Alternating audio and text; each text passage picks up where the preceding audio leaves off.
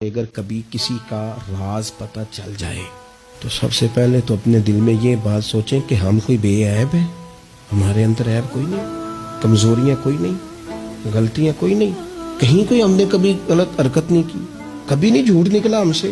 بھائی معصوم تو فرشتے ہیں یا نبی ہیں؟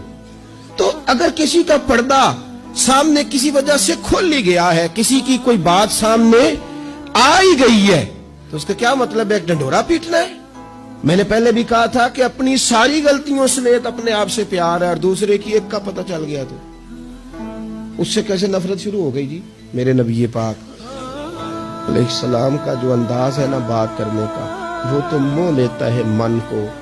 ابن ماجہ کے لفظ سنیے، نبی پاک علیہ السلام نے فرمایا کسی کی برہنگی اگر کہیں سے کسی کا کپڑا ہٹ گیا ہے تو دنیا میں اسے چھپا دے، رب قیامت میں تیری پردہ پوشی کر دے گا، اللہ پردہ پوشی تیری کر دے گا۔